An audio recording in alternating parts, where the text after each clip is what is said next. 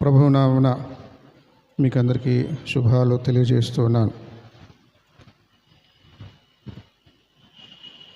ప్రతి ఆదివారమున ముందుగానే ఏర్పరచబడినటువంటి పాఠ్య భాగాలను అనుసరించి మనము వాక్య ధ్యానం చేసుకోవడం పరిపాటి. పితరులు ఏర్పాటు చేసినటువంటి పాఠ్య భాగాలు కొన్నిసార్లు చాలా ఆసక్తికరంగా ఉండవచ్చు, మరికొన్నిసార్లు ఆలోచింపచేసేవిగా ఉండవచ్చు, మరి కొన్నిసార్లు గలిబిలికి గురి చేసేట్లుగా కూడా ఉండవచ్చు. పాత నిబంధన పాఠ్యభాగము, పత్రిక పాఠ్యభాగము, సువార్త పాఠ్యభాగము మూడింటిని సమన్వయం చేసి మూడింటి నుండి సామాన్యమైన ఒకే సందేశాన్ని అందించగలిగేలాగున అవి అమర్చబడతాయి. కానీ కొన్నిసార్లు సిద్ధపడేటప్పుడు పాఠ్యభాగాలు ఒకదానికి ఒకటి పొసగినట్లుగా అమరలేదు అన్నట్లుగా ఉంటాయి. 100కి 50-60% బాగుంటాయి, కానీ తర్వాత అమరలేదు, ఏమిటిది, వీటిని ఎలాగా పరిష్కరించాలి అనేటువంటి ఆలోచనలో పడుతూ ఉంటారు. క్రితం మనకు పరిశీలన చేసినటువంటి దైవ సేవకులు మాచర్ల మోజెస్ గారు, నేను ప్రసంగిస్తే ప్రత్యేకించి నన్ను మెచ్చుకునేవారు. 3 పాఠ్యభాగాలను సమన్వయం చేసి ప్రసంగించడం చాలా అరుదు, తర్వాత కష్టతరము. మీరు చాలా సులువుగా చెప్పేస్తూ ఉంటారు. మీరు ప్రసంగించినప్పుడల్లా నేను ఆసక్తిగా వినాలని కూర్చుంటూ ఉంటానని చెబుతూ ఉంటారు. మంచిదే, దేవుడు ఒక్కొక్కరికి ఒక్కొక్క తలాంతును ఇస్తాడు అనుకున్నట్లుగా బహుశా దేవుడు నాకు ఈ తలాంతు ఇచ్చాడేమని సంతోషిస్తూ ఉంటాను. ఈరోజు చదువుకున్నటువంటి 2 పాఠ్యభాగాలు ఈ సంవత్సరం అంతా 2 మాత్రమే ఉంటున్నాయి కదా. పౌలు కొరింథీయులకు రాసినటువంటి మొదటి పత్రికలో 9వ అధ్యాయము 24 నుండి ప్రారంభమై 10వ అధ్యాయంలోకి వెళ్ళిపోయి 5వ వచనం వరకు ఉన్న మాటల్ని చదువుకున్నాం. అక్కడ పౌలు భక్తుడు తన విశ్వాస జీవితాన్ని పరుగుతో పోల్చి చెబుతాడు. పరిగెత్తవలసినంతగా ఎంత దూరం పరిగెత్తాలో పరిగెత్తేశాను, పరుగు తీసేసాను, కడముట్టించి తిని చివరిదాకా వచ్చేసాను, గెలిచాను, నా కోసము జీవ కిరీటము దాచబడి ఉన్నది అని సంతోషంగా చెప్పి, దాని తర్వాత చెప్పినటువంటి మాటలు ఏమిటంటే, యేసుక్రీస్తు ప్రభువు వారు అని ఏ విధంగా మీరు అర్థం చేసుకుంటున్నారు ఓ కొరింథు సంఘస్థులారా, ఆయన ఆత్మీయమైనటువంటి బండ, ఆ బండ క్రీస్తే. ఇశ్రాయేలీలు 40 సంవత్సరాల పాటు చేసినప్పుడు వాళ్ళ దప్పికను తీర్చడానికి బండ అవసరం అయింది, ఆ బండ క్రీస్తే అని ఆ మాట చెబుతాడు. ఈ మాటలు మనం చదువుకున్నాం. మరి సువార్త పాఠ్యభాగంలో ఏం చదువుకున్నాము అని అంటే, క్రీస్తు ప్రభు వారు చెప్పినటువంటి ఒకానొక ఉపమానము. పరలోక రాజ్యము ఒక ఇంటి యజమానుని పోలి ఉన్నది. ఆ ఇంటి యజమానుడికి పొలం ఉన్నది, ద్రాక్ష తోట ఉన్నది. ఆ ద్రాక్ష తోటలో పని వాళ్ళను కూలీకి పెట్టుకున్నాడు. ఆ పెట్టుకున్న తీరు, కూలీ డబ్బులు ఇచ్చిన తీరు మీరు అర్థం చేసుకోవాలి. పరలోక రాజ్యము విషయం కూడా అంతే, అదే రకంగా ఉంటుంది. ఈ ఇంటి యజమానుడు కూలీ ఇవ్వడం విషయంలో ఏ రకంగా వ్యవహరించాడో, దేవదేవుడు పరలోక రాజ్యంలో విషయంలో కూడా అలాగే వ్యవహరిస్తాడు అనే మాటలు చెప్పాడు. ఇప్పుడు ఈ సువార్తలో ఉన్నటువంటి ఈ మాటల్ని పౌలు చెప్పిన ఆ మాటల్ని ఎలాగా సమన్వయం చేయగలము? పొంతన ఉన్నదా? ఇప్పుడు సామాన్య సందేశం రెండిటికి నుండి తీసుకోవాల్సినటువంటి ఒకే ఒక సందేశం ఏమున్నది అంటే మరి చాలా ఇబ్బందికరంగా ఉంటుంది. ఏముంటుందంటే డొంక కదలాలి, డొంక అంతా కూడా పొదలతో నిండిపోయి ఉన్నది. తీగ లాగాలి, తీగ లాగితే డొంకంతా కదులుతుంది. నీళ్ళు, సెలయేరులు, కాలువలు, పిల్ల కాలువలు యథేచ్ఛగా ప్రవహిస్తాయి. కాబట్టి ఆ తీగ దొరికేదాకా కష్టం అవుతుంది ఒక్కొక్కసారి. అయితే మొత్తానికి తీగ దొరికింది. అందుని బట్టి మరి ధైర్యంగా వాక్యాన్ని మీ ముందు ఉంచగలననేటువంటి రీతిగా దేవుడు నడిపించాడు. చాలా విశేషమైనటువంటి మాటలు ఇందులో గమనించుకోవాలి. నిజ జీవితానికి, ఆత్మీయమైనటువంటి అవగాహనకు, చరిత్రకు, ఈ మూడిటికి కూడా ప్రాముఖ్యతనివ్వాలి. ఆత్మీయమైనటువంటి అవగాహనకు, దైనందిన జీవితానికి, చరిత్రకు, ఈ మూడింటికి కూడా ప్రాధాన్యతనివ్వాలి.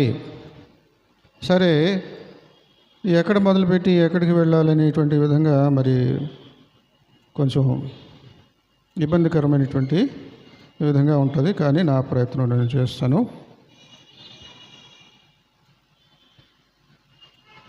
ప్రసంగ అంశముగా ఆ బండ క్రీస్తే, ఆ బండ వలన సంక్షేమం, సంరక్షణ, ఇది ధ్యానాంశముగా మనం తీసుకోవచ్చు. ఆ బండ క్రీస్తే, ఆ బండ వలన సంక్షేమం, సంరక్షణ. పరలోక రాజ్యము ఇంటి యజమానుని పోలి ఉన్నది. ఆ ఇంటి యజమాని యొక్క న్యాయం ఎలా ఉన్నది, ప్రవర్తన ఎలా ఉన్నది, వ్యవహారం ఎలా ఉన్నది అని గమనించినట్లయితే అతనికి ఒక ద్రాక్ష తోట ఉన్నది. ఆ ద్రాక్ష గెలలు అవన్నీ కూడా కోయడానికి కూలీలను పెట్టుకున్నాడు. కూలీలను పెట్టుకున్నప్పుడు పనివారు తక్కువయ్యారు. ఎప్పుడు వెళ్తారు పనివాళ్ళు? సద్దన్ను మూట కట్టుకొని. పాత రోజులు మనవాళ్ళు ఏంటంటే మనం ఏం చేస్తామంటే టిఫిన్ తినేస్తాం, వెంటనే కాఫీలు తాగుతాం, టీలు తాగుతాం. అసలు చేయకూడదు అలాగా. తినగానే అది టీ, కాఫీ తాగితే దానికి ఉన్నటువంటి పోషకాలు నశించిపోతాయి. తర్వాత అరగంట తర్వాత, గంట తర్వాత జరిగితే దీని ప్రభావం ఉంటుంది, తిన్నదాని ప్రభావం ఉంటుంది. మన ఇష్టానికి మనం చేస్తూ ఉంటాం. ఏది మేలు, ఏది మేలు కాదనేటువంటిది బొత్తిగా జ్ఞానం లేకుండా కూడా మనం వ్యవహరిస్తూ ముందుకు వెళ్ళిపోతూ ఉంటాం. ఆసుపత్రులు చాలా వచ్చేసినాయి రాజమండ్రిలో, ఇంకా వచ్చేస్తాయి. నిన్నటి రోజున 3 హాస్పిటల్స్ దర్శించాలనుకున్నాం, కానీ ఒకటే హాస్పిటల్కి వెళ్ళగలిగాం. అలా ఉంటుంది పరిస్థితి. ఇక్కడ మరి పని చేసేటువంటి వాళ్ళు పాత రోజుల్లో చద్దన్నం మూట కట్టుకొని అది మజ్జిగన్నమో లేకపోతే గంజన్నమో రాత్రిపూటే దాన్ని సర్దిపెట్టి, అంటే సర్దిపెట్టి అంటే ఫ్రిడ్జ్ అనమాట. చలిది పెట్టదు, చల్లటిది, చల్లగా ఉంచేటువంటిది సర్దిపెట్టి. మన తెలుగులో ఫ్రిడ్జ్ని సర్దిపెట్టి అనాలని. పొద్దునే ఈ రకంగా వాళ్ళు సద్దన్నం తిని చక్కగా చల్లగా కడుపులో ఉల్లిపాయ, పచ్చిమిరపకాయ నంచుకొని తింటారు, ఆరోగ్యం. ఇప్పుడు కూడా మనం చేయాలి. అంటే వాళ్ళు ఇంకా ఎండలో ఉండి పని చేస్తారు, పాటు పడతారు, అది వేరే విషయము. ఎప్పుడు ఎన్ని గంటలకు పనిలోకి వెళ్తారు అంటే ఇంకా వాళ్ళకి వేరే వ్యాపకం ఉండదు. అది ఇది అని దేవుడి దగ్గర ఒక గంట సేపు ధ్యానం చేయాలని, ఒక గంట సేపు యోగా చేయాలని ఏమీ ఉండవు కదా పాత రోజుల్లో. తెల్లారి లేచింది మొదలు ఈరోజు పొలం పని ఏమిటి, ఎన్ని పనులు చక్కబెట్టాం, ఈ రోజుకి ఇంకేం పనులు ఉన్నాయి, ఈ రకంగానే ఉంటాయి. కాబట్టి లేచినది మొదలు మరి కాలకృత్యాలు ముగించుకొని పనికి బయలుదేరి వెళ్ళిపోతారు. సంధ్య వేళకు వచ్చేస్తారు, గోధూళి వేళ. గోవులన్నీ మేత మేసేసి వెనక్కి వచ్చేటప్పుడు ఆ రోడ్డు అంతా కూడా దుమ్ము ధూళితో ఉంటాయి. సాయంత్రాన్ని గోధూళి వేళ అంటారు. అలాగే వీళ్ళు కూడా గోవులతో పాటు వీళ్ళు కూడా వచ్చేస్తారు అన్నట్లుగా ఉంటాయి పాత రోజులు. సరే, యూదుల యొక్క గడియారం ఏమిటి? 3 గంటలు ఒక్కొక్క జాము. 24 గంటల్లో ఎన్ని జాములు ఉన్నాయి? ఎన్ని మూడులు ఉన్నాయి 24లో? 8 జాములు. పగలు 3 జాములు, రాత్రి 3 జాములు, 6 4 24. ఈ రకంగా వాళ్ళకి లెక్కలు ఉంటాయి. అయితే ఇక్కడ 3 గంటల చొప్పున ఆలోచించుతాం. పనిలోకి పెట్టేశాడు, బహుశా 6 గంటలుగానే అనుకుందాం. అక్కడ మనకు బైబిల్లో పూర్తిగా ఉండదు అలాగా. పనిలోకి పంపించేసాడు కొంతమందిని. ద్రాక్ష తోటకు వెళ్ళాడు. చూస్తేనేమో చాలా తక్కువ మంది ఉన్నారు పని వాళ్ళు. పని జరిగిపోవాలి ఈ రోజుకి. కొన్ని పనులు పెట్టినప్పుడు ఆ రకంగానే ఉంటాయి కదా. ఇల్లు కట్టేటప్పుడు కానీ ఏదైనా కానీ, మరి స్లాబ్ వేసేటప్పుడు పొలోమని మామూలుగా అయితే 5-6 మందిని పెట్టుకుంటారు. స్లాబ్ వేసేటప్పటికి 15-20 మందిని పెట్టుకుంటారు. వెంటనే పనిపోతూ ఉండాలి. అలాగా ఇతనికి పని త్వరగా జరగాలంటే పనోళ్ళు దొరకలేదు. కొంతమంది దొరకదు. పంపండి, వీళ్ళతో స్టార్ట్ చేద్దాం అనుకోండి. ఎప్పుడు వచ్చారో తెలియదు కానీ బహుశా 6 అనుకుందాం. ఉదయాన్నే 6 గంటలకి పనిలోకి దిగారు. చూశాడు, 8 గంటల దాకా చూశాడు. ఏంటో అర్థం కావట్లేదు. ఇలా ఉంటే కాదు, పనోళ్ళని మార్కెట్లోకి వెళ్ళి ఇంకా ఎక్కువ మందిని తెచ్చుకుందామని వెళ్ళాడు. దానికి ముందే ఫస్ట్ వచ్చినటువంటి పని వాళ్ళు, 6 గంటలకు వచ్చినటువంటి పని వాళ్ళకు జీతం ఒప్పందం, కూలీ ఒప్పందం పెట్టుకున్నాడు. ఈరోజు మీ కూలీ 1 దేనారము. ఓకేనా? ఓకే అండి, రైట్, అయిపోయింది. 9 గంటలకి మళ్ళీ ఒకసారి అలా మార్కెట్లోకి పంపించి కనబడ్డ వాళ్ళని తీసుకురారా అంటే తీసుకొచ్చారు. మనకు రాజమండ్రిలో దేవి చౌక్లో కూలి వాళ్ళు టిఫిన్ క్యారేజీలు పెట్టుకొని అలాగా వేచి ఉంటారు, ఎవరు పిలుస్తారా అని. క్వారీ సెంటర్లో, బొమ్మూరు సెంటర్లో, లాలా చెరువు బహుశా తెలీదు, ఇలాగ కొన్ని సెంటర్స్లో ఈ తాపి పని వాళ్ళు వడ్రంగులు కూలి కోసం ఇలాగ పడిగాపులు కాచి ఉంటారు. ఆ సమస్య, అటువంటి వ్యవహారం ఆ రోజుల్లో ఇక్కడ కూడా ఉన్నది. కాబట్టి యేసుక్రీస్తు ప్రభువారు ఉదాహరణగా చెబుతూ ఉన్నాడు. ముందే కొంతమంది వచ్చారు, వాళ్ళకి రోజుకి 1 దేనారం వ్యవహారము కూలి ఇస్తాను, వచ్చారు. 9 గంటలకి మళ్ళీ ఒక బ్యాచ్ వచ్చింది, వాళ్ళు కూడా పనిచేస్తున్నారు. యజమానికి తృప్తి లేదు. మళ్ళీ 12 గంటలకు పంపించాడు. మళ్ళీ వెళ్ళండి మార్కెట్లోకి. మళ్ళీ వెళ్ళారు. మళ్ళీ కొంతమంది వచ్చారు, మళ్ళీ వెళ్ళారు. సరే, 3 గంటలకు పంపాడు. మళ్ళీ 9 గంటలకు ఒకసారి, అంటే 6 గంటలకు మొట్టమొదటిగా వచ్చేసారు, అది వేరు. ఆ తర్వాత 9 గంటలకి, 12 గంటలకి, 3 గంటలకి, ఈ 3 గంటల చొప్పున మీకు తర్వాత ఏంటి 6 గంటలకి అనాలి. 6 గంటలకి పనిలోంచి దిగిపోతారు. 6 గంటలకు ఎలా పిలుస్తారు? పిలవరు. ఉదయం 6 గంటల నుంచి సాయంత్రం 6 గంటల వరకు పూర్వదినాల పనులు అలాగ ఉండేవి. ఆ రకంగానే ఇంటికి వెళ్ళి పూర్తిగా రెస్ట్ తీసుకునేలాగా ఉండేవి. బ్రిటిష్ వాళ్ళు పాత రోజుల్లో ఈ ఫ్రెంచి విప్లవము ఇవన్నీ రాకముందు పని గంటలు ఇలాగే ఉండేవి, భయంకరం. అలా పశువుల్లాగానే వాళ్ళు పనిచేసేవాళ్ళు. వాళ్ళకి నోరు తెరిచి మాట్లాడటం, జీతం అడుక్కోవడము ఇంకేమీ ఉండేవి కాదు అన్నట్టుగా ఉండేది. అమెరికాలో ఆ రకంగా మొట్టమొదటిగా ఇది వ్యవహారం బాగాలేదని ఉద్యమించారు. పని గంటలు 8కి మించకూడదని డిమాండ్ చేశారు. ఆ రకంగానే సాధించారు. మే 1వ తారీఖున దాన్ని సాధించారు. అందుకనే మేడే అమెరికాలో చోటు చేసుకుంది, రష్యాలో కాదు. కమ్యూనిస్ట్ వాళ్ళందరూ మేడే చక్కగా ఆచరిస్తారు కాబట్టి ఇది ఏదో రష్యా వ్యవహారం అనుకుంటారు. సరే, ఇక్కడ 6 గంటల నుంచి 6 గంటల వరకు, 6 గంటలకు వచ్చేసిన వాళ్ళకి 1 దేనారం ఒప్పందం. మిగతా వాళ్ళకి అబ్బాయిలు వచ్చేయండి, ఎంత ఇస్తే అంత. పని దొరకటమే మాకు ఇది, అంతకు మించి ఎంత వస్తుంది తర్వాత సంగతి. పని దొరకాలని కాసు కూర్చున్నటువంటి వాళ్ళు 9 గంటలకు వచ్చిన బ్యాచ్ ఉంది, 12 గంటలకు వచ్చిన బ్యాచ్ ఉంది, 3 గంటలకు వచ్చిన బ్యాచ్ ఉంది. యజమానికి తృప్తి లేదు. మళ్ళీ సరే లేవు. ఇంగ్లీష్లో 11th అవర్ అంటాం. అంటే ఇంకా అయిపోతుందనగా అనే మాటకి 11th అవర్ అని అంటూ ఉంటాం ఇంగ్లీష్లో. బహుశా ఇలాంటి దాన్ని వాళ్ళ మనసుల్లో పాతుకుపోయింది. మరి 2000 సంవత్సరాల నుంచి క్రైస్తవులు ఇక్కడ లేరు. మనకు తెలుగు వాళ్ళు 300 సంవత్సరాల నుంచే ఉన్నారు క్రైస్తవులు. మరి అక్కడ యూరోప్ దేశంలో 2000 సంవత్సరాల నుంచి క్రైస్తవులే ఉన్నారు.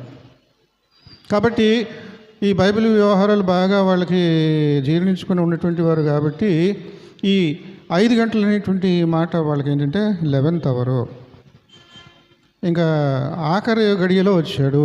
ఆఖరు గడియలో కూడా పిలిచాడు. 5 గంటలకి పిలిచాడు. జనాల్ని వెళ్ళారు. అందరూ పని అయిపోయింది. 6 గంటలకి పని దిగిపోయారు. అందరికీ కూలి డబ్బులు ఇచ్చేస్తున్నారు. అబ్బాయిలు రండి, 6 గంటలకు వచ్చారా? మీతో ఏం మాట్లాడాను? 1 దేనారము తీసుకోండి. తీసేసుకుంటున్నారు. కాసేపు అలా చూస్తున్నారు. వీళ్ళకి ఏమన్నా తగ్గించి ఇస్తారు కదా, ఎంత ఇస్తారో చూద్దామని. అబ్బాయిలు మీరు 9 గంటలకు వచ్చిన బ్యాచ్ తీసుకోండి, 1 దేనారం. 12 గంటలకు వచ్చిన వాళ్ళు తీసుకోండి, 1 దేనారం. 3 గంటలకు వచ్చిన వాళ్ళు 1 దేనారం. 5 గంటలకు వచ్చిన వాళ్ళు కూడా 1 దేనారమే. ఇదేంటి చాలా అన్యాయం. అయ్యా ఏంటి ఇది అన్యాయం? మేము ముందు వచ్చాం కదా. ముందు వచ్చారు. నీకు మాకు మధ్య అగ్రిమెంట్ ఏమిటి? వ్యవహారం ఏమిటి? 1 దేనారం ఇచ్చానా లేదా? అంతే, నోరు మూసుకో. దేవుడి యొక్క న్యాయము, దేవుడి యొక్క ప్రేమ కూడా అలా ఉంటుంది. పరలోక రాజ్యము ఇంటి యజమానుని పోలి ఉన్నది.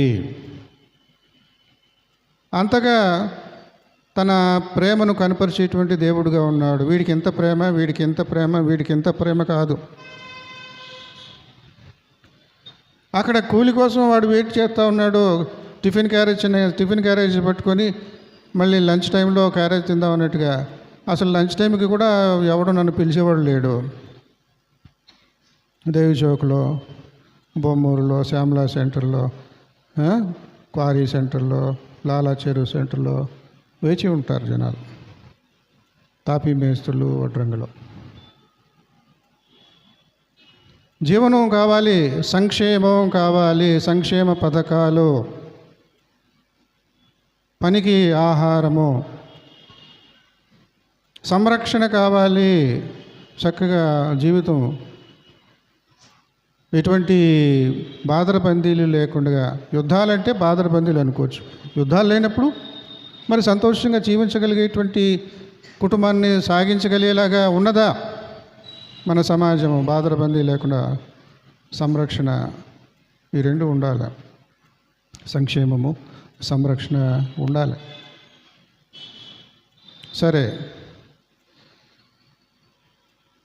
దీన్ని ఎలా మనం ముందు పెడతామనేది తర్వాత చూద్దాం.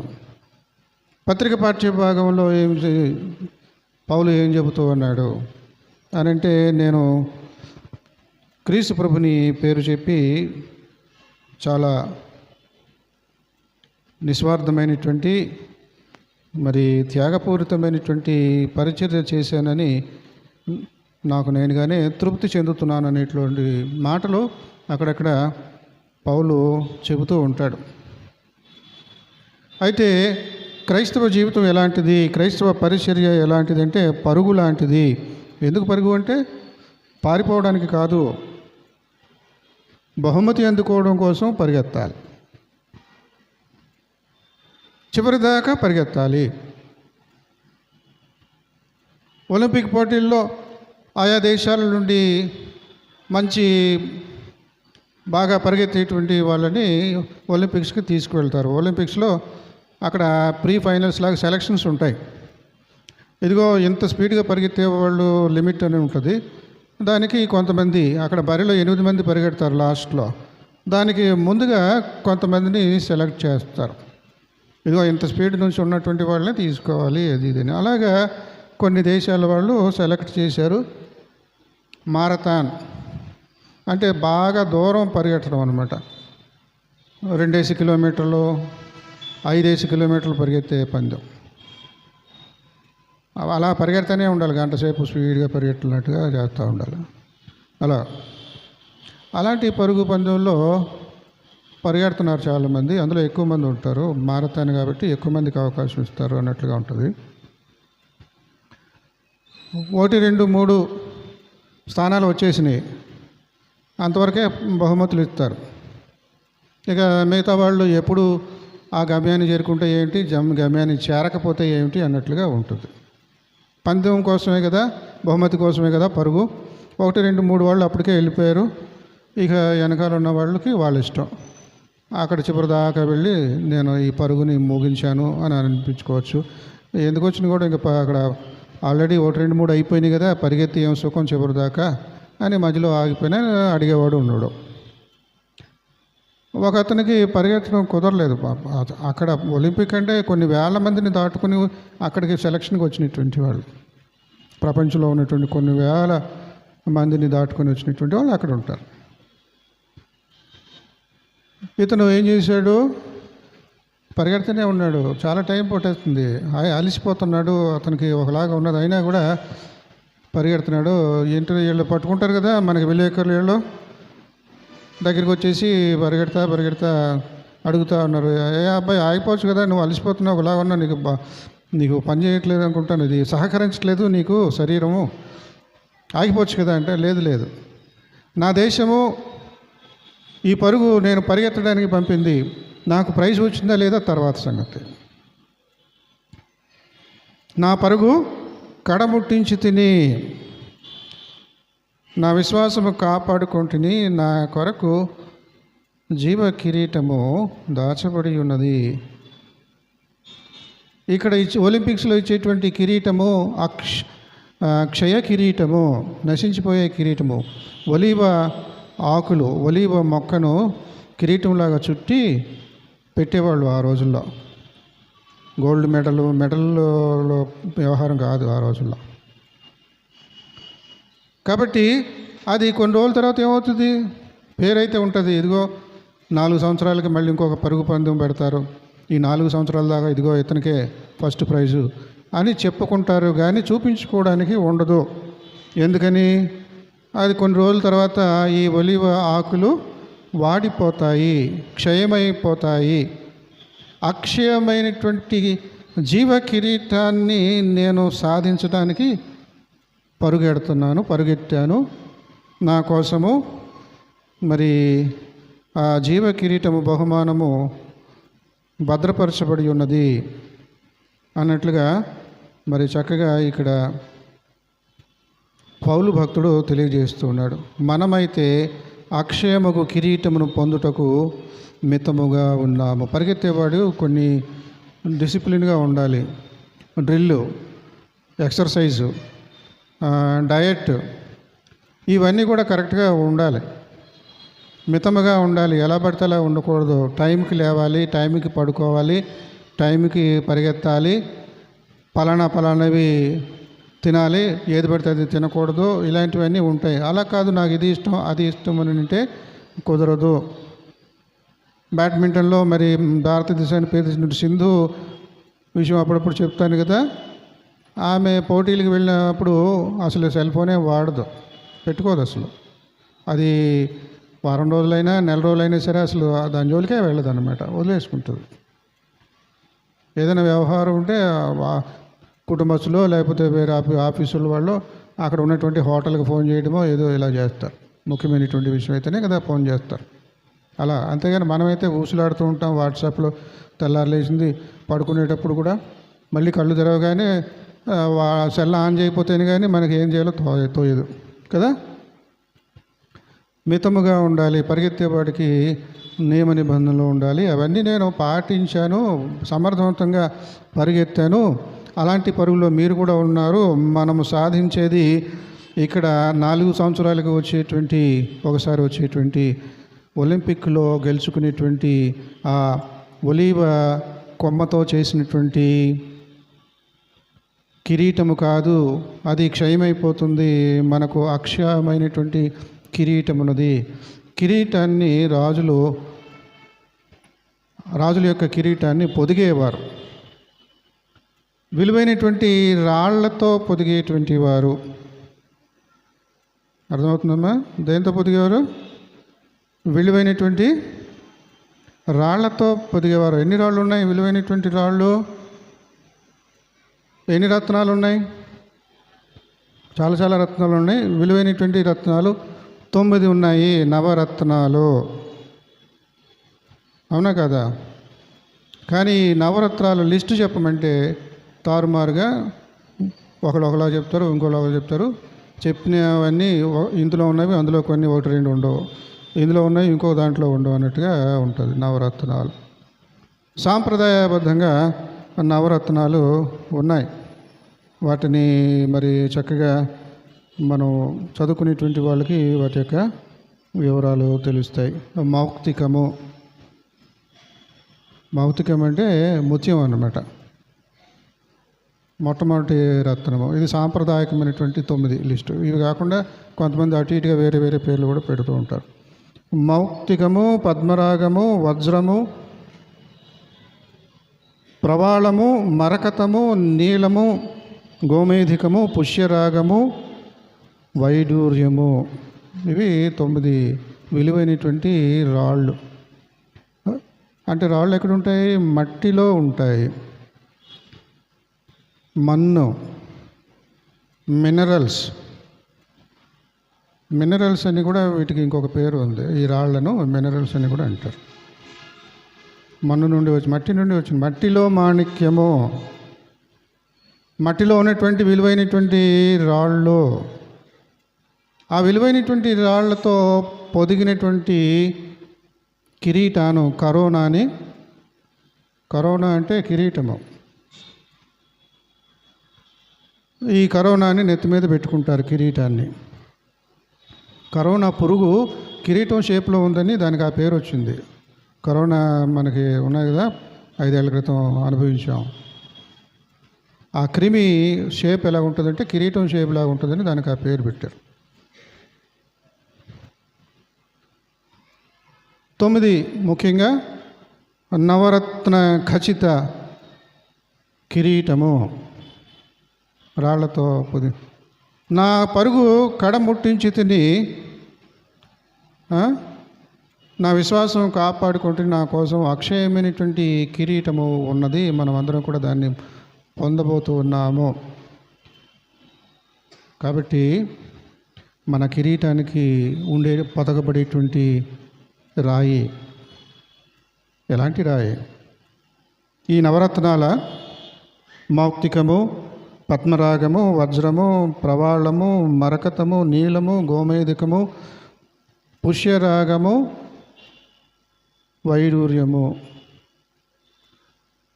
ఇవి కాదు, యేసు అనేటువంటి విలువైనటువంటి రాయి, ఆత్మీయమైనటువంటి అవగాహనతో అర్థం చేసుకునేవలసినటువంటి రాయి. ఆ బండ క్రీస్తే. ఈ వివరాలతో ఆయన ఏం చెప్పలే. అక్కడ పరుగు గడముట్టించిన అయిపోయింది. ఇక వెంటనే ఇశ్రాయేలీలు ప్రయాణం చేసినటువంటి దినాలను జ్ఞాపకం చేస్తూ ఉన్నాడు. ఇశ్రాయేలీలు మన పితరులు ప్రయాణం చేసినప్పుడు మోషే నాయకత్వంలో ప్రయాణం చేశారు కదా. మనమైతే ఇప్పుడు బాప్తీసం తీసుకుంటున్నాం. నిజానికి ఆత్మీయంగా ఆలోచన చేస్తే మన పితరులు కూడా బాప్తీసం తీసేసుకున్నారు. ఎర్ర సముద్రాన్ని దాటినప్పుడు నీళ్లు అటు ఇటు చీలిపోయాయి. నీళ్ల గుండా వాళ్ళు అవతలకి వెళ్ళిపోయారు. నీటి గండము నుండి వాళ్ళు దాటి వెళ్ళిపోయారు. చావు నుండి, నీళ్ళలో ఏ పశువులైనా ఏవైనా జంతువులు పడిపోగానే చావు. ఒక మనిషే నీళ్ళలో పడితే చేస్తాడు. ఈత నేర్చుకుంటే తర్వాత సంగతి. పుట్టుకతో ఎవరికి ఈత రాదు. ఈత రానోడు నీళ్ళలో పడ్డాడు అనుకోండి, నిమిషాల్లో చనిపోతాడు.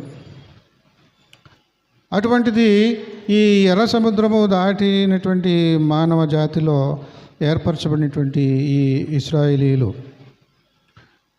అది బాప్తిస్ముతో పోలుస్తూ ఉన్నాడు. నీళ్ల గుండా అవతలకి బతికి బయటపడ్డారు. నీళ్ల వలన నశించిపోలేదు. అది బాప్తిస్మము. ముంచి, బాప్తిస్మం అంటే అర్థం అదే, స్నానం. బాప్తిస్మం అంటే స్నానం. స్నానం అంటే నిమజ్జనం, మునగాలి, మునిగి లేవాలి. అది పూర్తి స్నానం. దాన్నే స్నానం అంటారు. తలంటు స్నానం అంటారు. ఆ రకంగా మరి మోషేను బట్టి మేఘములోను సముద్రములోను బాప్తిస్మము పొందిరి. మేఘములోను అని ఎందుకు అనాలి?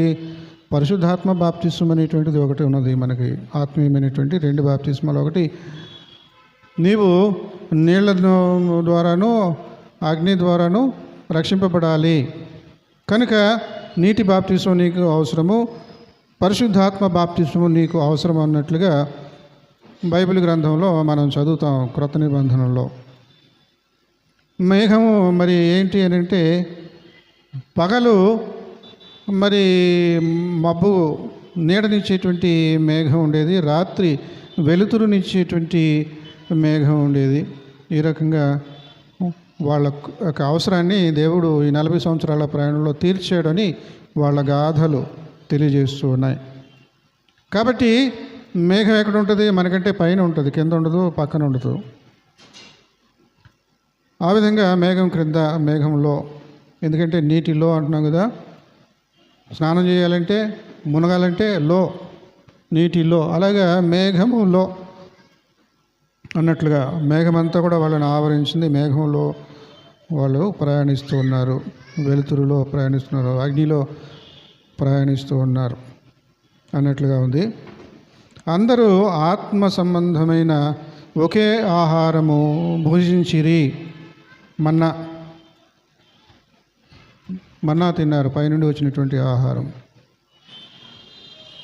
అది విచిత్రంగా ఉన్నది వాళ్ళకి. వాళ్ళు పండించే పంటలను పోలినది కాదు ఇది. పైనుండి కురిసినటువంటి ఆ వర్షము వలన ఇవి మొలకెత్తినాయి అన్నట్లుగా ఉండేది. అంతేగాని మేము విత్తడం వలన వచ్చినవి కాదు. ఆ విత్తనాలు ఎక్కడి నుండి వచ్చినాయో తెలియదు వాళ్లకు. తెల్లారేటప్పటికి చక్కగా మొలకెత్తి కొత్తిమీర లాగా కనబడేవి. ఇది ఏం పేరు పెట్టాలి? తాత ముద్ద, బచ్చల కూర, ఆ కూర, ఈ కూర, తోటకూర, ఆకుకూరలు ఉంటాయి కదా, గోంగూర, ఏం పేరు పెట్టాలి అలాగ అర్థం కాక ఇదేమి అన్నారు. దానికి పేరే ఇదేమి అయిపోయింది. దీని పేరేంటి అని అనుకుంటున్నారు. అదే దానికి పేరు వచ్చేసింది. దీని పేరేంటి? ఇదేమి. మన్నా అంటే ఇది ఏమి. అది వాళ్లకు ఆహారాన్ని అందించింది 40 సంవత్సరాల పాటు అన్నట్లుగా వాళ్ళు పోషింపబడ్డారు. సంక్షేమ పథకము, సంరక్షణ కాపాడుతూ ఉన్నాడు 40 సంవత్సరాలు. మరి అతిశయోక్తిలాగా ఉంటాయి కొన్ని మాటలు అక్కడక్కడ, జీర్ణించుకోలేము. వాళ్ళ బట్టలు మాయలేదు, చిరిగిపోలేదు అన్నట్లుగా మనం చదువుతాం. 40 సంవత్సరాలు ప్రయాణం చేశారే కానీ వాళ్ళ బట్టలు మాయలేదు, చిరిగిపోలేదు అంటే అదే అతిశయోక్తి, ఉన్నదాన్ని ఎక్కువ చేసి చెప్పడం. కానీ వాళ్ళకు సంరక్షణ ఉన్నది, పోషణ ఉన్నది, సంక్షేమ పథకం దేవుడు అమలు చేస్తూ ఉన్నాడు. మనకు సంక్షేమాన్ని ఇచ్చేటువంటి వాడు, మనకు సంరక్షణ ఇచ్చేటువంటి వాడు ఎవరు? మోషే నాయకత్వంలో నడిచినటువంటి వాళ్ళందరికీ. వాళ్ళకు దాహం అయినప్పుడు నీళ్లు కూడా అందించాడు. పాత నిబంధన యెహోవా దేవుడు అని అంటున్నారు కదా, ఆ బండ నుండి నీళ్ళు వచ్చి అంటున్నారు కదా. అసలు ఏమిటి సంగతి అంటే, పాత నిబంధన రోజుల్లో ఈ 40 సంవత్సరాల ప్రయాణము మనం ఏదో రాత్రిపూట ట్రైన్ ఎక్కి పొద్దుటే ఇంకొక స్టేషన్లో మనం చేరవలసినటువంటి ఊరికి చేరిపోతాం. మధ్యలో ఎన్నెన్నో స్టేషన్లు వస్తాయి కానీ మన ఊరు కాదు కాబట్టి మనం దిగవలసినటువంటి ఊరు వచ్చేస్తుంది పొద్దుట, అక్కడ దిగిపోతాం. మరి 40 సంవత్సరాల ప్రయాణము ఎంత దూరం ఉంటుంది అంటే, అన్ని సంవత్సరాలు తయారు కానీ అక్కడ చేరుకోలేమని కాదు, కానీ దూరం ఉన్నది.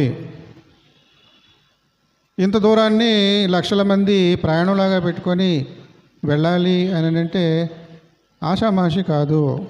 వారం రోజుల్లో, నెల రోజుల్లో అయ్యేటువంటి పని కాదు. మహా అయితే 2-3 సంవత్సరాలు పడుతుంది అంతే. దూరం అంతవరకే ఉంది. కానీ 40 సంవత్సరాలు ప్రయాణం చేసేలాగా దేవుడు వీళ్ళని మొత్తాడు. బుద్ధి చెప్పడానికి 40 సంవత్సరాల పాటు వీళ్ళు ప్రయాణం చేసేలా చేశాడు. సరే, ఈ 40 సంవత్సరాలలో సాంప్రదాయకమైనటువంటి సందేశం ఏమిటంటే 42 చోట్ల హాల్ట్ వేశారు.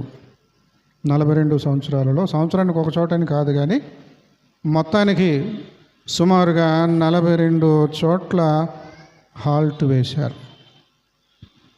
మొదటి హాల్ట్ వేసినప్పుడు వాళ్ళకి నీళ్ల ఎద్దడి, నీళ్లు లేక అలమటించిపోతున్నారు, చచ్చిపోయేలా ఉన్నారు. నీళ్ళు కావాలి, నీళ్ళు కావాలి, నీళ్ళు కావాలి. వందలు, వేలు, లక్షల మంది, ఇంతమందిని ఎలా నడిపించాడో నిజంగా ఆశ్చర్యం వేస్తుంది. మోషే యెహోవాకు మొరపెట్టుకుంటాడు. యెహోవా చక్కగా మోషేకు మరి కార్యాన్ని జరిగించమని చెప్పడం మనం చూస్తాం. ఇక్కడ మనం గమనించినట్లయితే మొట్టమొదటిగా మోషే మొదటి సంవత్సరంలో ఒకానొక చోట దేవుడు చెప్పినట్లుగా బండను కొట్టమంటే, తన చేతిలో ఉన్నటువంటి కర్రతో బండను కొట్టమంటే ఆ బండ పగిలి దాని నుండి సెలయేరు వస్తుంది, పెచ్చు. అప్పటిదాకా ఉబకవలసినటువంటి రంధ్రం ఉన్నటువంటి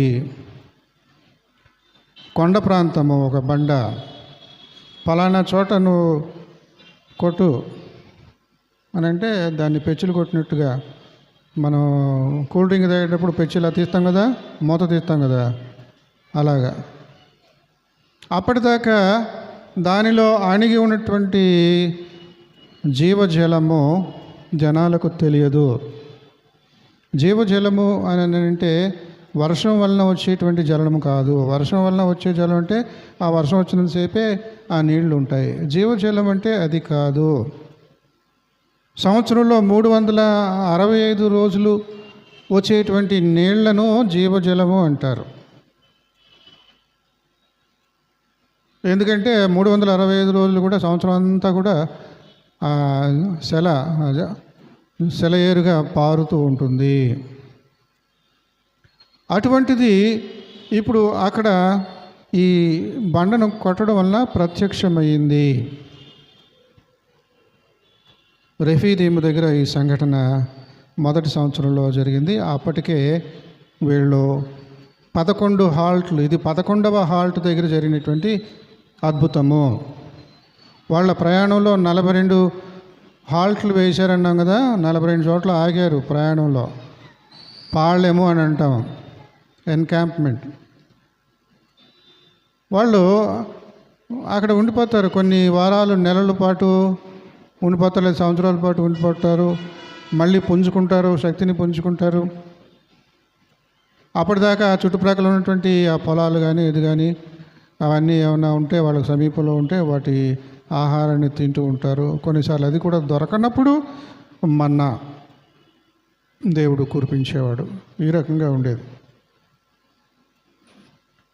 యుద్ధాలు చేయవలసి వచ్చేది. చుట్టుప్రక్కల వాళ్ళు, ఎవడరా మీరు మా ప్రాంతాల గుండా ప్రయాణం చేస్తున్నారు. మోషే ఇలాంటివన్నీ కూడా ఎదుర్కొన్నాడు. ఈ రకంగా ప్రయాణంలో 11వ హాల్ట్ మజిలీ దగ్గర ఈ రెఫీదీం అనే చోట వాళ్లకు నీళ్ల ఎద్దడిని, అవసరాన్ని తీర్చడానికి బండను చీల్చాడు. ఇక వాళ్లకు అంతులేని ఆనందము. తర్వాత ఎన్ని హాల్ట్లు వేశారు, మళ్ళీ రెండోసారి బండను కొట్టాడు. రెండోసారి బండను కొట్టమనలే, బండతో మాట్లాడమన్నాడు. మోషేకేమో విసుగొచ్చేసింది. వీళ్ళు అన్ని సంవత్సరాలు, ఇది చివరి సంవత్సరంలో జరిగిన విషయము. 33వ మజిలీ, 42 దాకా వెళ్ళే తర్వాత ఇంకా మజిలీలు ఉన్నాయి. ఈ రకంగా ఆ రెఫీదీం సంఘటన అయినప్పటి నుంచి కూడా వాళ్ళకు ఒక ఆత్మీయమైనటువంటి తృప్తి. యెహోవా దేవుడు ఈ బండ నుండి మనకు ప్రత్యక్షమయ్యాడు. ఈ బండ ఆషామాషి కాదు. ఈ బండ నుండి వచ్చేటువంటి, ప్రవహిస్తున్నటువంటి ఈ సెలయేరు వేల మందిని, లక్షల మందిని సంతృప్తిపరుస్తుంది. సంక్షేమ పథకము వాళ్ళ అవసరాలని తీరుస్తూ ఉన్నది. అలాగా వాళ్ళు ప్రాంతం విడిచి ప్రాంతం అలాగా ప్రయాణం చేస్తుంటే ఇంకా చివరికంటూ వచ్చేసారు. ఇంకా కొన్ని మజిలీలు ఉన్నాయి. ఆ టైంలో మళ్ళీ ఇంకొకసారి ఈ సమస్య తలెత్తింది. దాహము, నీళ్లు లేవు, విసిగించేస్తున్నారు. మస్సా, మెరీబా ఆ పేర్లు పెట్టారు. ఆ పేర్లు వచ్చినాయి వాటికి, ఆ స్థలానికి. ఎందుకంటే దేవుణ్ణి శోధిస్తూ ఉన్నారు, వాదులాడుతూ ఉన్నారు. మెరీబా కనుక ఆ పేర్లే వాటికి సార్థకమై అన్నట్లుగా మారు పేర్లు ఆ స్థలాలకు వచ్చినాయి. నిజానికి రెఫీదీము మొదటి బండ అక్కడ చేల్చబడింది. రెండవసారి మరి కాదేశులో బండతో మాట్లాడమంటే కోపంతో బండను కొడతాడు. అయితే దేవుడికి కోపం వచ్చి, అబ్బాయి నువ్వు నా మాట వింటలేదు, నీకు ఓపిక లేదు, నీకు ఒక పనిష్మెంట్ అని చెప్పేసి వీళ్ళందరూ వెళ్తారు కానీ నువ్వు మాత్రం వాగ్దాన దేశంలోనికి వెళ్ళవు, నువ్వు ఇక్కడే గతించిపోతావు. ఆ రకంగా మోషేకు బుద్ధి చెప్పడం మనం జ్ఞాపకం చేసుకోవాలి. ఇక్కడ మరి చూసినట్లయితే రెఫీదీములో జరిగినటువంటి అద్భుతము, ఆ సెలయేరు, ఈ బండ నీరు యెహోవా సన్నిధి కూడానే ఉంటూ ఉన్నది, మన కొరతలు తీరుస్తున్నది. తన సంక్షేమ పథకంతో, సంరక్షణతో మనలను పాలిస్తూ ఉన్నాడు. పాలన అంటే, పాలించడం అంటే కేర్ అనమాట. Taking care of the public. పరిపాలించడం అంటే అర్థం ఏంటంటే ప్రజలను యొక్క యోగక్షేమాలు చూడటం అని అర్థం. అంతేగాని వాళ్ళ మీద పెత్తనం చేసి వాళ్ళను జైలు పాలు చేయడము, అది చేయడం, మోసాలు చేయడము అని కాదు. వాళ్ళ ఆలన పాలన చూసుకోవడము పాలన అనేటువంటి మాటకు అర్థం. ఇక్కడ ఆ బండ క్రీస్తే. యెహోవా దేవుడు, యెహోవా దేవుడని మన ఈ నిన్నటి మొండి తరాల వరకు చెప్పుకుంటున్నాం కదా. మనం మాట మార్చుకోవాలి. ఆ యెహోవా దేవుడు సశరీరుడుగా మన మధ్య కృపాసత్య సంపూర్ణుడుగా 33.5 సంవత్సరాలు భౌతికంగా మన మధ్య సంచరించాడు. అప్పుడెప్పుడో ఉన్నటువంటి బండ, rock of ages, cleft for me. అమ్మా గాయని గాయకులు ఉన్నారా? పాట పాడుతూ ఉన్నారు.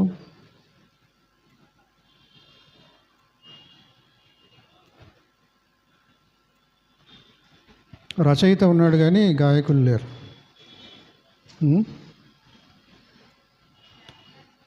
గాయాలు నీ సొంతమే, 5 గాయాలు నీ సొంతం, గాయాల క్షత్రియుడా,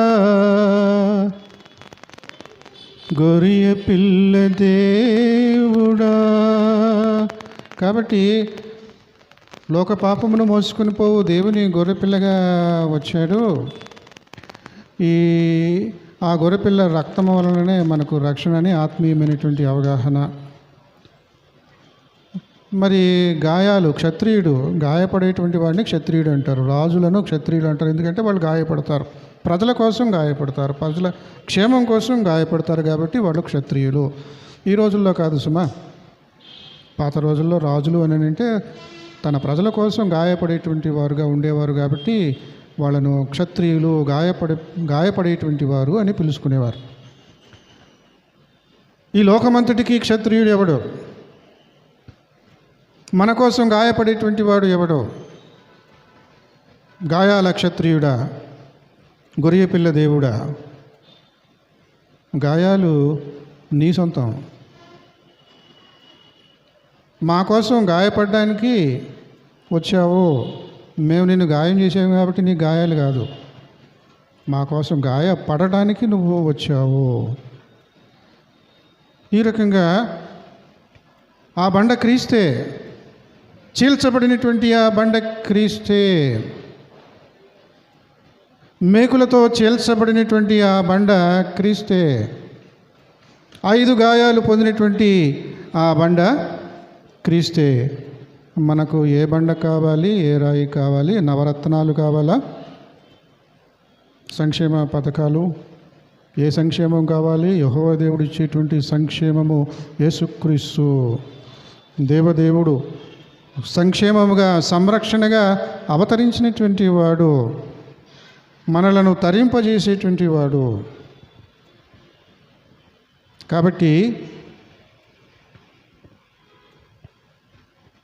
అక్కడ ఇంటి యజమాని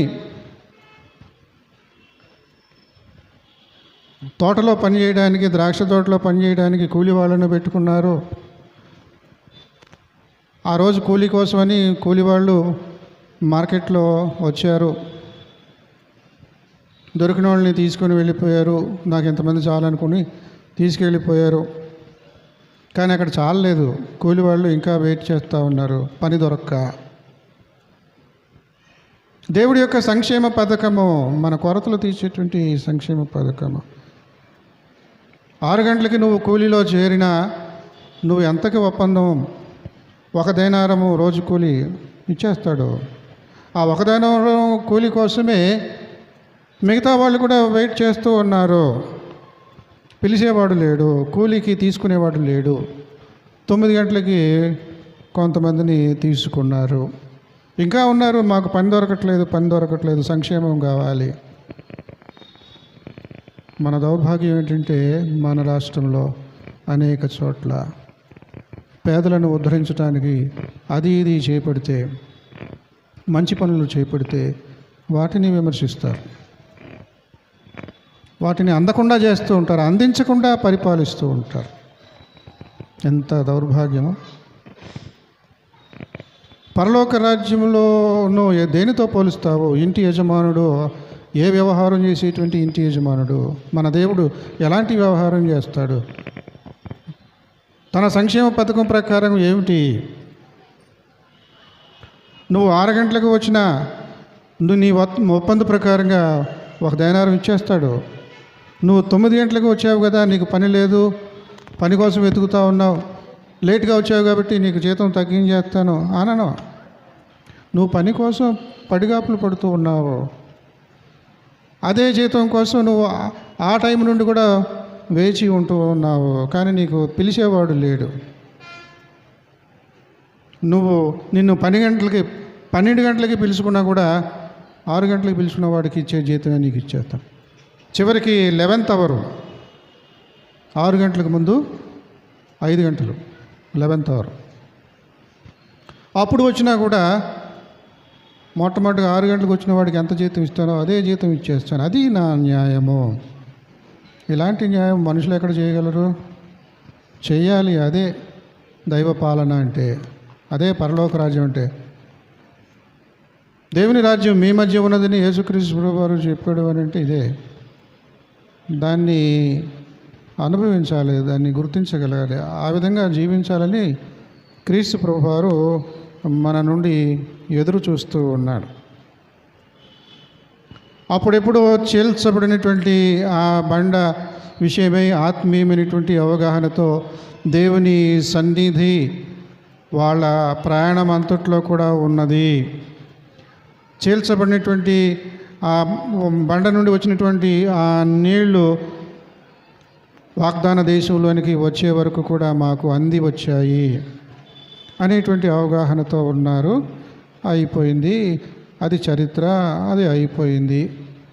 అది మరి మన అనుదిన జీవితంలో ఇందాక చెప్పాను కదా, చరిత్రను గురించి, అనుదిన జీవితాన్ని గురించి, ఆత్మీయమైనటువంటి అవగాహన గురించి ఆలోచన చేయాలి అని. కనుక చరిత్రలో అయిపోయింది కదా, ఇంకా వదిలేయడం కాదు. ఆత్మీయమైనటువంటి అవగాహనతో, కృతజ్ఞతతో, అదే ఆలోచనలతో ఉంటూ ఉన్నారు. యెహోవా దేవుడు సాక్షాత్తు నజరేయుడైనటువంటి యేసుక్రీస్తుగా మన మధ్య కృపాసత్య సంపూర్ణుడుగా, సశరీరుడుగా జీవించాడు. ఆ బండ 40 సంవత్సరాల పాటు వాళ్ళను సంరక్షించినటువంటి సంక్షేమ పథకంతో ఉన్నటువంటి ఆ బండ క్రీస్తే. ఈ క్రీస్తు మనకు కావాలి. కనుక మనము లోకరీతిగా ఆలోచన చేస్తూ మట్టి పాలయ్యేటువంటి, మట్టి నుండి వచ్చేటువంటి రాళ్లకు విలువ ఇస్తూ ఉంటాం.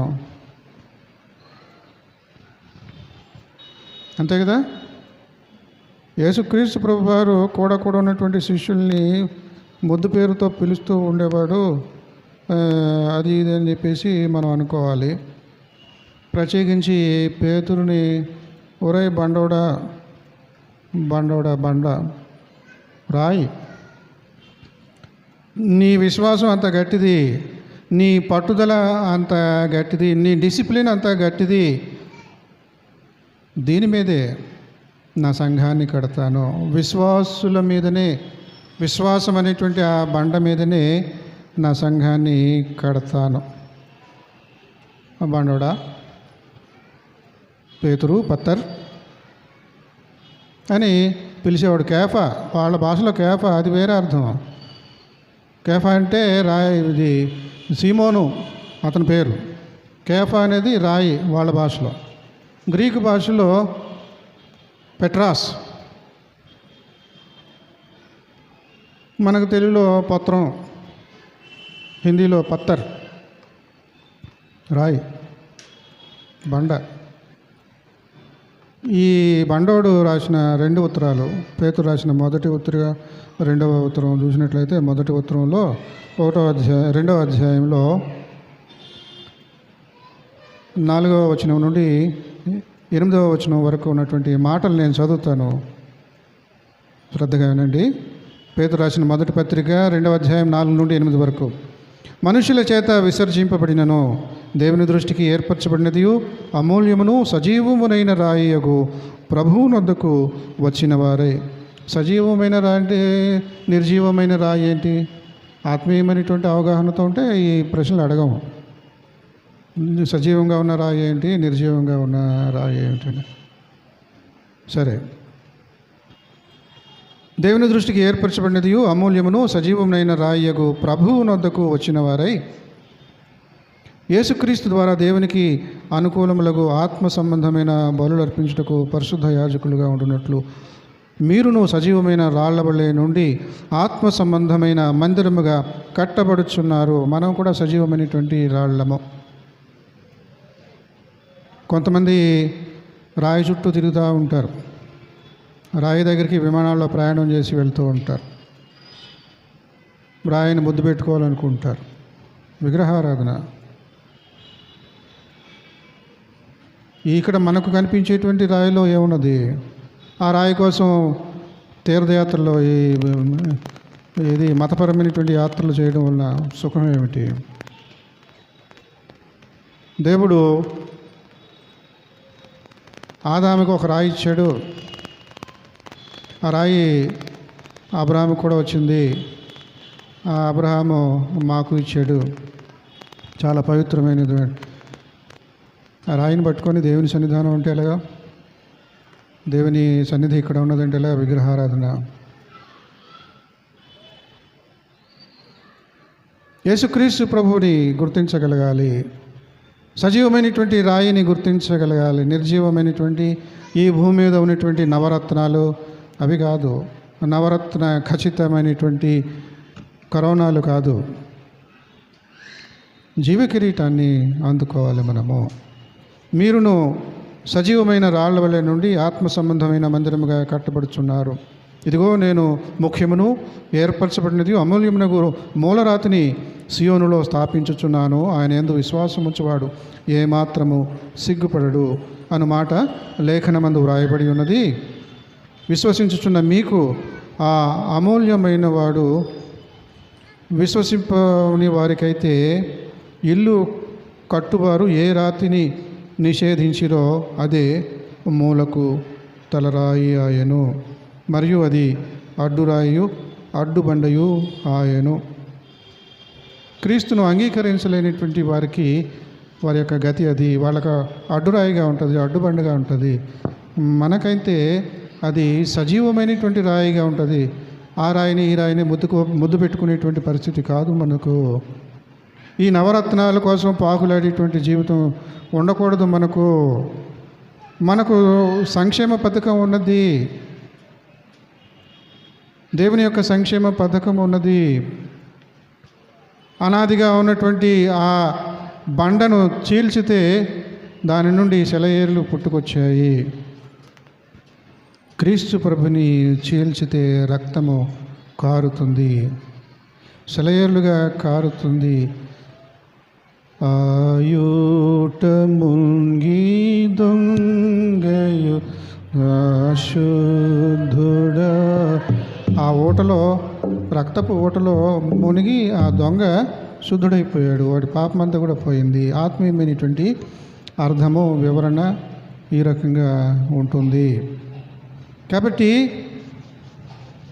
క్రీస్తు ప్రభువుని గురించిన ఈ బండను గురించినటువంటి విశేషమైనటువంటి పాట అది తెల్లవాళ్ళకే చెల్లును. ఎందుకంటే వాళ్ళు కదా మనకంటే ముందు క్రైస్తవులుగా 2000 సంవత్సరాలుగా ఉన్నటువంటి వారు.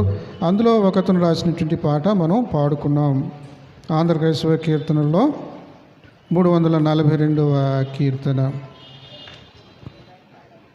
నాకై చీల్చబడ్డాయో అనంత నగమా, నిన్ను డాగి యుందు అంచెదన మీరా బారెడు, రక్త జలధారల ఆసక్తి గ్రోలగనిమ్ము. రక్త జలధారలను తాగనివ్వు అని పాడుతున్నాడు. ఆ బండలో నీళ్ళు ఎలా తాగారో 40 సంవత్సరాలు ప్రయాణం చేసినటువంటి వాళ్ళు, ఈ బండలో కారేటువంటిది ఏమిటంటే రక్తము, పోషణ మనకు. అది కూడా నేను రాశాను. ఇది సిలువామూర్తి ప్రాణత్యాగ అనేటువంటి పాటలో ఈ అర్థం వచ్చేలా కూడా ఒక చరణంలో చొప్పించాను. మనకు పోషణ కావాలి. ఏది? మనము రక్తహీనులము. వైట్ బ్లడ్ సెల్స్ కౌంట్ తగ్గిపోయింది, రెడ్ బ్లడ్ సెల్స్ కౌంట్ తగ్గిపోయింది. కావాలి, రక్తం ఎక్కించుకోవాలి. సైతానుడు మనలను ప్రమాదంలో పాడేశాడు, యాక్సిడెంట్ అయిపోయింది, రక్తం పోతుంది, రక్తం ఎక్కించాలి, లేదా చచ్చిపోతాడు. క్రీస్తు ప్రభు మనకు ప్రాణదానం చేసేటువంటి రక్తము. ఆ రక్తం మనకు కావాలి, మనకు పోషణ, సంరక్షణ. ఇది ఆయన సంక్షేమ పథకము. కాబట్టి నాకై చీల్చబడ్డ అయ్యో అనంత శైలమా, రాయి బండ, దుర్గము, ఆశ్రయదుర్గము, శైలము. శైలం అంటే రాయి, శైలజ అంటారు, అంటే రాతికి పుట్టింది అని అర్థం. సీత అంటే భూమికి పుట్టింది అని అర్థం. భూమికి ఏం పుడుతుంది? నాగలి ఎంతసేపు భూమిలో ఉంటుంది కాబట్టి నాగలిని సీత అనేవాళ్ళు. ఈ రాసినటువంటి కథల్లో ఆ రకంగా ఆ పేర్లు ఎలాగా పెట్టారు, చక్కగా ఆసక్తికరంగా ఉండేలాగా మరి గాథలు, పురాణాలు ఇవన్నీ మనకు దేశంలో ఉంటాయి. క్రీస్తు ప్రభువారు ఇంత విశేషమైనటువంటి బండగా ఉంటూ ఉన్నాడు. ఆ బండ క్రీస్తే. ఈ బండ మనకు కావాలి. ఈ బండ సందులో దాక్కోవాలి. మోషే యెహోవా దేవుని అడుగుతాడు, నీ ముఖాన్ని నేను చూడాలి, నేను అందరికీ చెప్పాలి, దేవుణ్ణి చూశానని చెప్పాలి, నువ్వు ఎలా ఉంటావో నేను చూడాలి. నువ్వు చూడలేవురా అబ్బాయి, చూస్తే చచ్చిపోతావు. ఆ బండ సందులో దాక్కో, నా చెయ్యి ఆ బండ మీద పెట్టేస్తాను, సందు మీద పెట్టేస్తాను. నిన్ను దాటి వెళ్ళిపోయేదాకా ఆ బండ సందు మీద నా చెయ్యి ఉంచుతాను. నేను దాటేసిన తర్వాత నా వెనక భాగాన్ని నువ్వు చూసేలాగున అప్పుడు నా చెయ్యి తీసేస్తాను. అప్పుడు దాకా నువ్వు ఈ బండ సందులో దాక్కో. కాబట్టి దేవుని యొక్క మహాత్మ్యాన్ని, ఆ ఉగ్రతను, ఆ భీకరత్వాన్ని తట్టుకోవాలి అని అంటే క్రీస్తు అనేటువంటి మనకై చేల్చబడినటువంటి ఆ బండ సందులో దాక్కోవాలి. ఈ పాటలో ఇలాంటివన్నీ వస్తాయి, నేను రాసిన పాటలో. ఏది? గాయాలు నీ సొంతమే, 5 గాయాలు నీ సొంతమే. కానుకల సమయంలో ఆ పాట మరి తిరియల సమాజం వారు పాడితే బాగుంటుందని ఆశిస్తున్నాను. కాబట్టి మనము నిరాశపడవలసినటువంటి పని లేదు. సంక్షేమ పథకం ఉన్నటువంటి దేవదేవుడు మనకు ఉన్నాడు. మనకు న్యాయం చేసేటువంటి దేవదేవుడు మనకు ఉన్నాడు. ఈరోజు కూలీ మనకు దక్కట్లేదు, పనివాడు పిలవడానికి ఎవరు కూడా నన్ను పనికి పిలుచుకోవడం లేదు అని పడిగాపులు పడుతూ ఉన్నావు. 6 గంటలకు పనిలోకి వెళ్ళిపోదామని వచ్చావు, కానీ పిలిచేవాడు లేడు. 9 గంటలకు కొంతమంది వెళ్ళిపోయారు, అదృష్టవంతులు. 12 గంటలకు కూడా వెళ్ళిపోయారు, కొంతమంది పనిలోకి తీసుకున్నారు, అదృష్టవంతులు. 3 గంటలకు కూడా తీసుకున్నారు, ఇంకా అదృష్టవంతులు.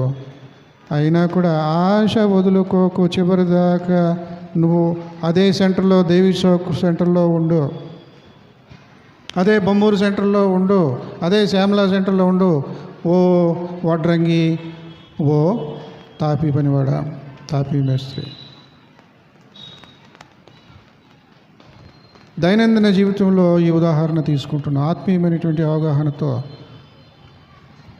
11th అవరు ఇంకా అయిపోయింది, 5 గంటలకి.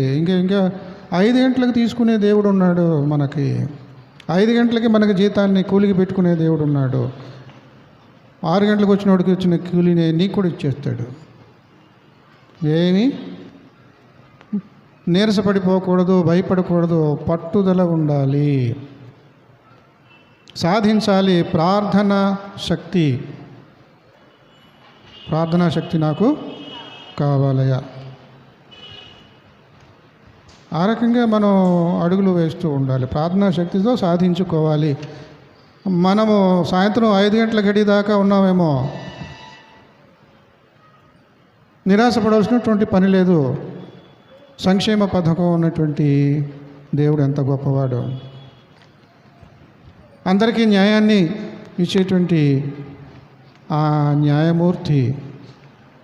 న్యాయాన్ని మూర్తిభవించినటువంటి వాడు, శిలువ మీద వేలాడుతున్నటువంటి వాడు, బండగా ఉండి చేల్చబడినటువంటి వాడు, నీ రక్షణ కోసం తన రక్తాన్ని కార్చినటువంటి వాడు.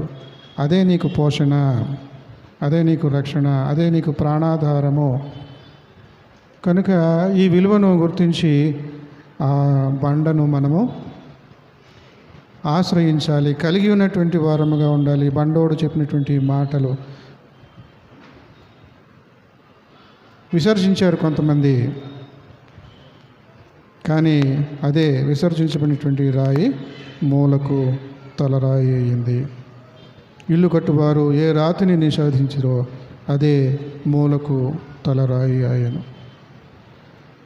క్రీస్తుని ఎరగనటువంటి వారు, గర్విష్ఠులు, మూర్ఖులు, క్రీస్తును అంగీకరించకుండా వాళ్ళు తిరస్కరించవచ్చు, అనవసరం. మన స్థితి ఏమిటి? ఆశ్రయదుర్గము. ఈ బండ, ఆ బండ క్రీస్తే, ఆ బండ మనకు ఆశ్రయ దుర్గము, శైలము.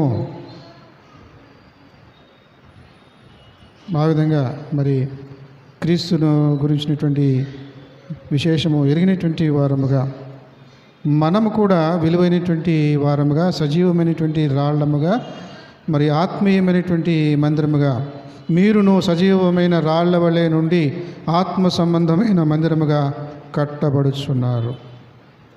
ఈ ఆత్మ సంబంధమైనటువంటి మందిరంలో ఉండేటువంటి ఆ సజీవమైనటువంటి రాళ్లలో నువ్వు నేను ఉన్నామా లేదా దినదినము మనము పరీక్షించుకోవాలి. ఆ విధంగా దేవుడు మనలను ఆత్మీయంగా బలపరిచి నిత్యమైనటువంటి తన రాజ్యంలోనికి వారసులనుగా అంగీకరించునుగాక.